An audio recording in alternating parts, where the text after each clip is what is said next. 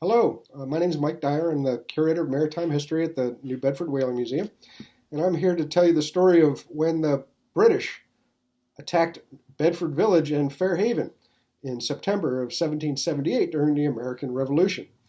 I'm going to read you the story as it was described by an eyewitness at the time. During the early part of the Revolution, the inhabitants of Bedford and Fairhaven, thinking it necessary to have a fortress to protect them from the depredations of the British privateers, erected the small fort at the entrance of the harbor on the east side of the river upon the rocky prominence called by the native Indians Knobscot. That's Fort Phoenix, down at the end of Green Street here in Fairhaven, and you can go down there and explore the fort and walk around and look out over the harbor. It contained 10 iron cannon of different caliber, namely one 18-pounder, three 12-pounders, five 9-pounders, and one 6-pounder, mounted on garrison carriages.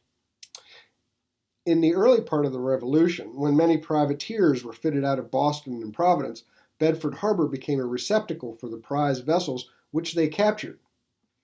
The government of Massachusetts, thinking it proper to aid in its protection and defense, sent a detachment from the Massachusetts Train Artillery, furnished with 4 field pieces and an ammunition wagon laden with munitions of war from Boston, which arrived at Bedford March 1, 1778. At this time, the town was stored with prize goods of every description, which being discovered by the British, Sir Henry Clinton dispatched an expedition under the command of General Grey against it.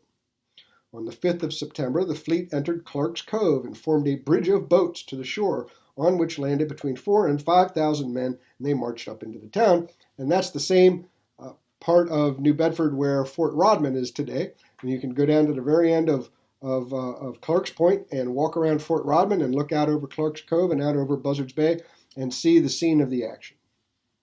When they arrived, most of the inhabitants, having been alarmed by a discharge of cannon at the fort, had fled. They immediately began their work of plunder and conflagration, and in a short time most of the town was in flames. About 70 sail of shipping, beside a number of small craft, were destroyed. After committing their spoliation at New Bedford and about the town, they marched to the head of the Acushnet River and down the east side into Sconticut Neck, where they encamped until Monday. While stationed there, a party of their troops entered the Fort Phoenix, which the garrison had abandoned on the arrival of the British, knowing their number, which was but a handful of men unable to cope with so strong a force. And here the British spiked the cannon and burnt the platform and gun carriages and totally destroyed the place. The night after their embarkation, they attempted to land a large number of troops at Fairhaven in order to burn that village. But when they were beginning to land and had set fire to 2 or 3 stores, Major Israel Fearing, who had the command of about 100 or 150 men, fired upon them, and they immediately retreated aboard their ships, taking their dead and wounded with them. On Tuesday following, they departed and proceeded to Martha's Vineyard, from which they took off a large number of oxen and about 10,000 sheep. And so that's what happened at New Bedford and Fairhaven in September of 1778 during the American Revolution.